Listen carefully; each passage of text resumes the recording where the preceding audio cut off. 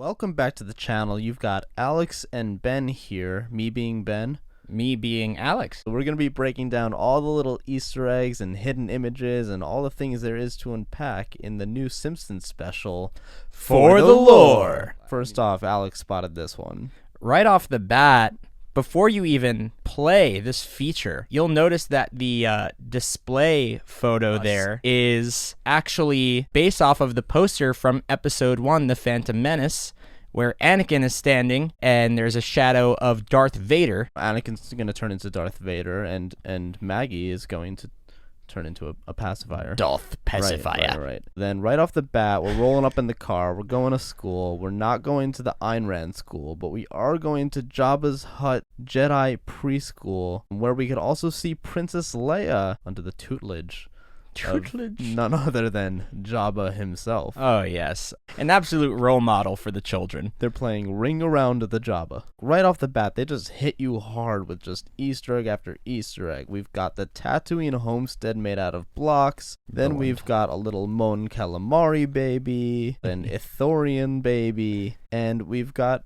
a little Gungan baby, which is just like the Gungan we sort of saw in Clone Wars. And we got a quick little shot of the Millennium Falcon with some TIE fighters and some X-Wings. And then here it looks like we've got the Jango Fett and Din Djarin jetpacks. Now they give us some Arabesh to decode. So we've got the alphabet on top, and then what's in the blackboard there, Alex?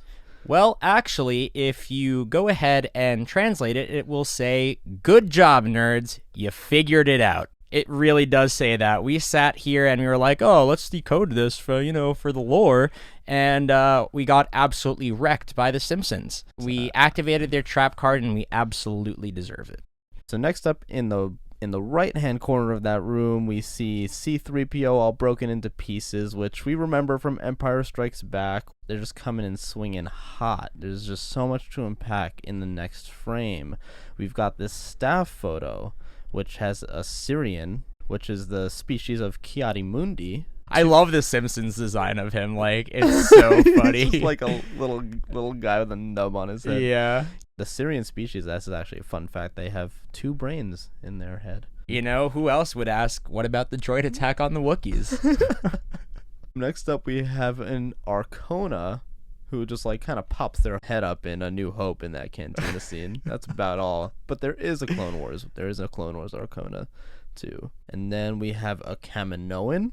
Who knows if this is Nala Se, Lama Su, Tan We. It really could be any of them. It's way too hard to tell. And then we got a Jawa, our classic Jawa, a Gamorrean who is graduating or is at graduation. Very astute Gamorrean. Very professorial Gamorrean. Then we've got an Aqualish. Then we've got an Ugnaught, but this is pretty much Queel. I mean, they put the little flight goggles on him. This is just a little bit of an overweight Queel. With a bow tie, which is absolutely the best thing they've ever done. Queel with a bow tie. And right here, we've got a pretty deep cut right here. So this, at the end there, is a female Bothon named Jovel Nile. And she is actually from a Star Wars role-playing game, Star Wars Edge of the Empire, a role-playing game, and specifically from an adventure called Under a Black Sun. So really choosing a niche character and species. Next up, we have a frame with a bunch of kiddos, and first off is we've got this little naked kiddo with a Kylo Ren hood helmet. Not sure what's going on here, but my first thought was that it was perhaps a Swolo reference. But Ben had another thought. Yeah, I thought maybe this could be the Rancor Keeper from Return of the Jedi wearing a Kylo Ren hood. It's interesting that they chose a hood instead of like the Kylo Ren helmet. Right. And also the thing with Solo is like his helmet isn't on, but it's like, how do you make sure that it is him sort of situation. They could have done his hair or anything. But yeah, the hood, like the shape of it and everything, it definitely is reminiscent of of this guard. Next up, we just have, classic Boba Fett, just Boba straight up. Tea. Nothing to play around with there. Then we've got Max Rebo of the Max Rebo Band. We've got a Bantha, then, another creature, Wicket the Ewok. In attendance at Jabba's Hutt Jedi Preschool. Before we see the Twi'lek playing with the remote training droids, we see a really quick shot of a Y-Wing. That was really niche. It was there for just a second. we have adorable drawings. Just little drawings of an Ewok and a TIE fighter. And then we just got straight up Ahsoka Tano at this preschool. Just Ahsoka Tano. This was like the first, just like, yep, here's the character, just straight up there. Just straight up Ahsoka, taking that bully away from the Twi'lek and freezing him in carbonite. Then we got General Grievous, with his Tatooine's best coffee cup. Is he using R2-D2 as a trash bin there? Did he throw the diaper? A diaper trash wow. bin. And then he's changing this child on a table reminiscent of the medical tables in the Star Wars universe. They have a in the hamster cage, a Jawa sand crawler underneath. Was there a hamster in that cage, or is that is the pet? Nope, there is no hamster in the cage. Oh, they have a ATSD as a class pet. That's so cute. Then we've got, again, Ahsoka herself, an employee at the preschool, hanging up a bunch of children in timeout in carbonite, reminiscent of the rack that we see in Din Djarin's ship in Mandalorian Season 1, Episode 1. BB-8, BB-8, BB-8, BB-8, BB-8, BB-8, BB-8, BB-8, BB-8.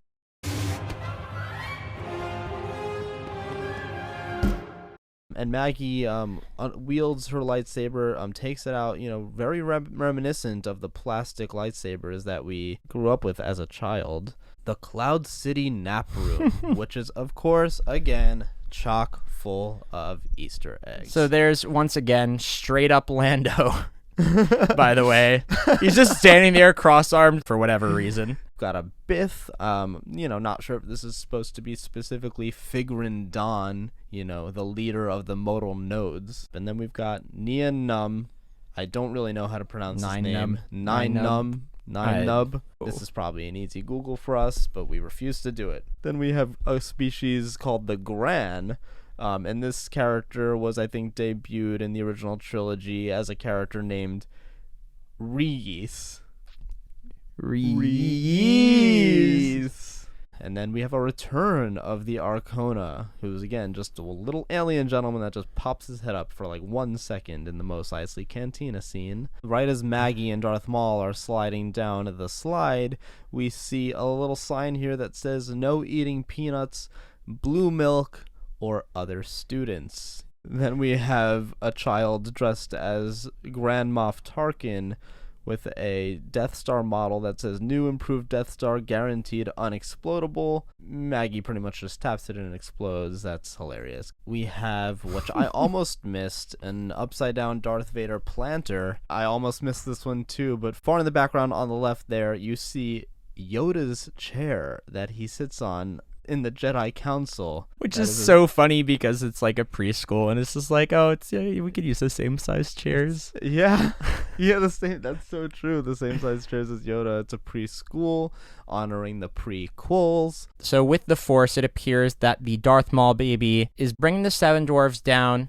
on Maggie. So you have these Disney characters falling. BB-8 comes over. He seems to be very distressed about Maggie being perhaps dead. For a quick moment, we get to see Disney stocks absolutely fall right down to May the 4th. How would one interpret this? My first thought was like, is this sort of like like when Disney fell upon Star Wars, things went bad at first, but now we're on a better track here. They rose from the ashes. Yes. It could also just be like, oh no, this character is dead. Stocks are falling. Oh, if we're not making money, we need to bring back this character, and here we go. Which they then later make fun of with the rules, beloved characters can never really die. And then we have just a quick little, rebel insignia on a helmet. And then finally, the best Easter egg of all, they are recognizing the For the Lore logo. Yes. That's all it is. It's That's just the it. For the Lore logo in the sky. That's it. That's our channel logo, and it's an honor to have been recognized by the Disney company. Yeah, and I mean, Simpsons so story quick itself. into our channel, like we're already making such huge collaborations and ambitious crossovers. And then, of course, in the the credit scenes, we have Homer Simpson sitting at the Mos Eisley Cantina with a bunch of Mos Eisley aliens in the background. We have a Tall in the back. We've got a Deveronian.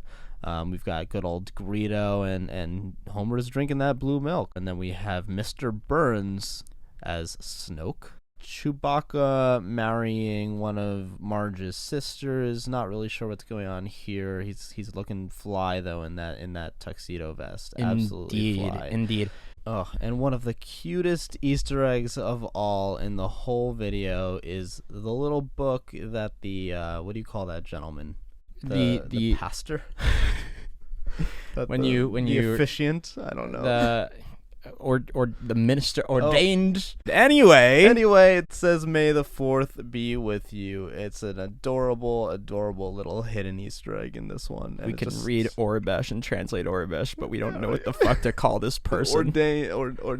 Ordainman. Thank you for watching this video of all the hidden Easter eggs in the Simpsons Star Wars special. Deep dives like this are everything that we stand for on this channel, so make sure to like and subscribe. For the lore.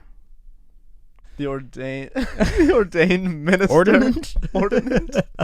God, we're so fucking stupid. We have such shit vocabulary. The only thing we know is this bullshit. We know Deveronian and we know Reese, but we don't know what you call the gentleman that weds two human beings. We're so fucking stupid.